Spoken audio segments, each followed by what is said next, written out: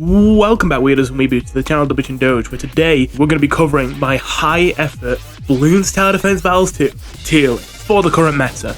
Likely to change in future.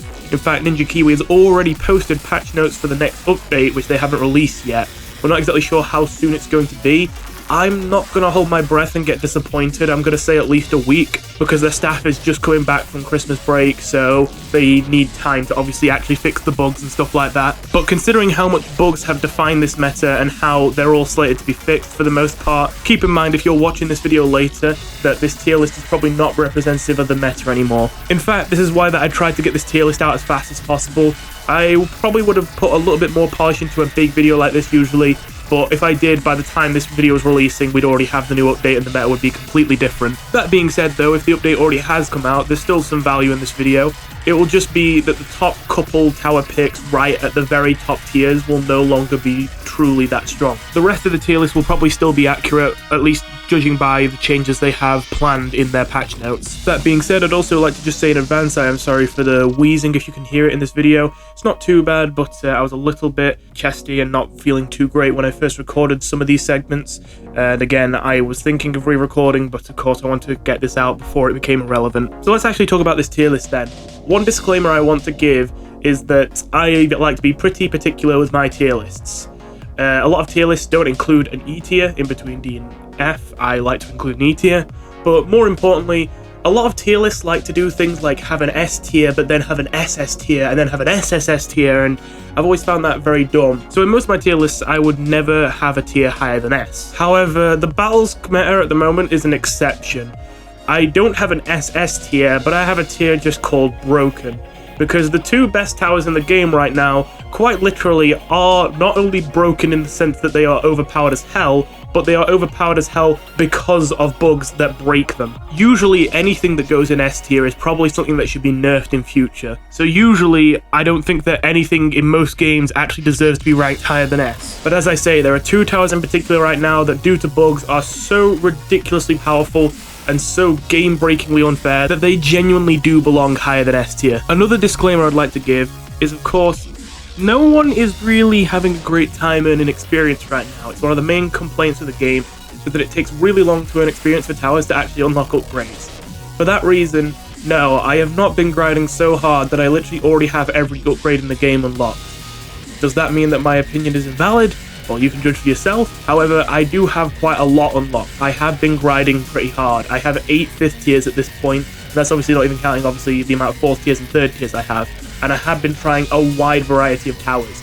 I have unlocked at least one upgrade for every tower in the game as of recording this, so I've given every tower a few games. And for any towers where I didn't have the experience to unlock their higher tier upgrades, I've tried to supplement that with BTD6 labbing in Sandbox. Now in fairness, there are differences between BTD6 and BTD Battles. However, most of them are just simple price differences, although there are a few more significant ones. That's mostly not intentional, but mostly just due to the fact that Bloons Tower Defense Battles 2 is based on an earlier version of BTD6 that isn't fully up to date. So most of the changes are unintentional anyway, which means they're likely to be changed in future to be how they are in BTD6. With all that said, I'll give it back to my past self. So anyway, with all that aside, let's start with our F tier, and you might be a bit surprised. You see, there are some towers that are seen as quite decent, even if they're not seen as one of the best towers, that I actually believe are quite awful in the long run, and they are both of our F tiers. Yep, Wizard and Bomb Shooter. Also excuse the slightly janky image. When I was looking for a tier list of BTD6 towers, a lot of them were only showing 5th tier lists, and I just wanted a tower tier list, so this is the only one I could find that had the Dartling Gun included, because a lot of them were made before Dartling Gun was added, that also didn't show 5th tiers. Anyway, so these tiers are ordered, so I do think Bomb is worse than Wizard, but these are the two towers I consider to be absolutely F tier in Battles, which might be a surprise, because I don't think either of them are common picks for the very bottom. So, why is this? Well, let's start with Bomb Shooter, since that's my absolute bottom pick. Truth be told, I really didn't expect Bomb Shooter would be my bottom pick.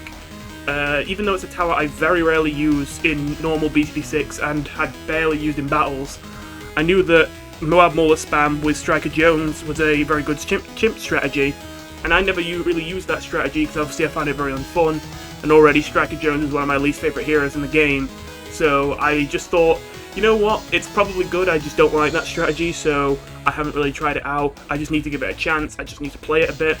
And well, since I wanted to level up my mortar, and since I had barely any upgrades for bomb the past few days, I've been playing a lot of bomb mortar engineer with Striker Jones. And that does mean that obviously I'm shooting my foot in the late game, but a lot of these games I didn't let go to the late game by greeding in the early game and then, you know, rushing them with like Moabs or BFBs. Now, I expected that this would actually be a decent loadout, but what I found is that bomb is awful at almost every stage in the game, which really did genuinely surprise me. Even though it is actually a tower that I'm not a fan of, I do realise just because I don't like it doesn't mean it's bad. And I genuinely was expecting to put it somewhere like C tier, because I thought, well, it's got clusters, those are good for popping group balloons, it's got Moab Mauler, which is good for popping Moabs, you know, it does have its things. Balloon Impact, I remember, was one of the few upgrades I did like to use as Bomb Shooter, because I barely ever used it until I started realising, wow, this actually does have some massive group balloon popping power, and obviously the stall is useful against Super Ceramics, so I'm not giving it a chance. I did see the potential for it, but I'm not gonna lie, having actually tried it out, it feels like none of it actually pans out. Cluster Bomb's too expensive to get, and by the time you get them, it's like not that important to have the group balloon popping power a lot of the time. Moab Maulers, I thought they would be better against Moabs considering how powerful Moab Mauler spam is in Chimps mode, but they were pretty pathetic in battles. I had to get like 3 or 4 Moab Maulers up before just normal Moabs were being sent, otherwise I'd die in a lot of maps. And I was thinking, this is a lot of money to be spending on a Moab defense. I could have just gotten like Moab press with boomerangs and stuff like that could have dealt with this much better and been better in the late game. And Striker Jones himself kind of disappointed me as well. I thought he would be better since that he's actually got an explosive attack, which would be good against the group reds in the early game, but no, he can't even deal with group reds in the early game. So I really think that Bomb Shooter has almost nothing going for it at this point. It can pop leads, it can deal decent Moab damage, but it can't see camos no matter what upgrades you get. You have to give it support for it to be able to see camos. And its 5th tiers? I'm not sure how useful they're going to be. I don't know, it's kind of hard to measure the worth of 5th tiers where you have to lose lives to trigger them. It could turn out that Bomb Blitz is actually a very good 5th tier, and that I just didn't give it a chance. In fairness, it is a lot of damage to be dealing to every balloon on the screen. I believe it's 700, which is enough to insta-kill all BFBs on the screen. Anything bigger than that, though, it won't be able to. The thing is, though, I think the only good late-game upgrade for the Bomb Shooter, in complete honesty, is Moab Eliminator, which I do think is a bit of an underrated upgrade, but only a bit of an underrated upgrade. It is relatively cheap, and it is surprisingly good bad damage. I think that's the only hope the Bomb Shooter really has of being any good. I think that besides Moab Eliminator, Bomb Shooter just seems to be bad in the late game, bad in the early game, and not even really that great in the mid game. So it just seems pathetic. Well, actually, let me add this in post to mention one last thing I forgot to mention in the moment there in that recording. The main thing that made me believe the bombs had potential in the first place, even though I generally didn't like using them, was Biker Bones. And admittedly, since Striker Jones is my least used hero, I haven't been able to unlock Biker Bones yet, even though I'm more than halfway there. You see, if you weren't aware, the different skins for heroes in battles actually do something, as opposed to in BTD6, where they're just visual. I've already mentioned what most of the changes are in my previous videos, and if you really want to know, you can go look it up. But the relevant change here is that Biker Bones seems almost objectively better than Striker Jones. Because Striker Jones' strongest ability is that if you got him to level 20, the level 10 ability would then change to not only refreshing the cooldowns of your bomb shooters and mortars on their abilities, but also causing them to temporarily deal double damage. It is by far the most powerful effect Striker Jones has. It's kind of nice since a lot of heroes have underwhelming level 20s to see Striker Jones get such a powerful one. But then the problem is that it's his level 20, and until you get it to level 20, unless you're really running a loadout that uses a lot of Pop and Ore or Moab Assassin, the level 10 ability is pretty underwhelming. And I mean, when are you going to get a hero to level 20 in battle? Maybe if it's Obin or something, fair enough, or Quincy, but Striker? You're not going to get him to full level, and so you're not going to get this effect. This is where Biker Bones comes in. Biker Bones loses the ability to refresh the cooldowns with his level 10 ability, trading it to instead get the double damage buff from the beginning. As soon as Biker Bones hits level 10, he can double the damage of all bomb shooters. He just can't refresh any ability cooldowns. I think this is massive, and I think that that is the only way that Bomb could potentially be good, is if Biker Bones is good. So why, despite all that potential, do I still put Bombs in F? At the end of the day, Bombs still have a rough early game, and this seems like a lot of work to make pan out. Not only do you obviously have to build your strategy around this a lot, but as well as that, level 10 isn't easy to get to either. You certainly can get to level 10 before a game ends, but it's very feasible for your opponent to rush you before you can get to level 10, especially if they know what they're doing and they know how scary a level 10 ability can be. I imagine you'll often get rushed when Strag is at level 9, and that will probably be late enough in the game that it could be quite a substantial rush. So although I do think Biker Bones could carry bomb shooters and is in theory extremely powerful, I'm just skeptical it's going to work in practice. And then there's the Wizard. So I imagine a lot of you might be a little bit frustrated to see me put Wizard at F and think this is a massive, overstatement. I mean, I've not lost a single game against anyone running Wizard yet. It seems like a pathetic tower to bring, to be honest. The main issue is, Wizard is decent in BTD6, mostly for stuff like Wall of Fire, Arcane Spike, Archmage, stuff like that, all this kind of stuff, and it all just gets deleted by purples.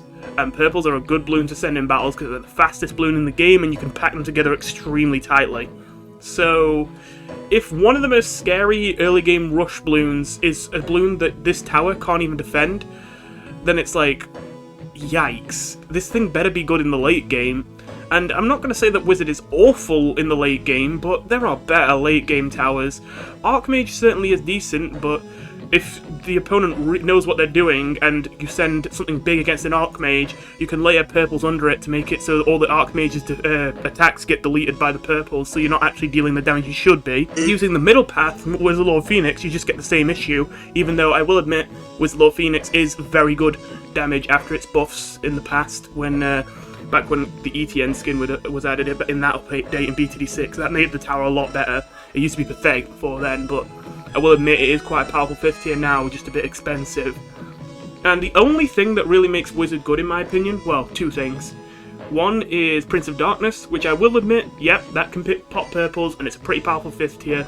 However, usually it's more a bridge 5th tier to get to your big 5th tier, like a more expensive 5th tier that will actually solo the late game, rather than a 5th tier that solos the late game on its own. That doesn't mean it's bad, because it's really cheap for a 5th tier and very reliable, but as well as that, the Prince of Darkness is a little bit exploitable. Again, I'm not saying it's bad, I am saying it's one of its only good upgrades, but I'm saying it doesn't solo carry the Wizard because it's that good.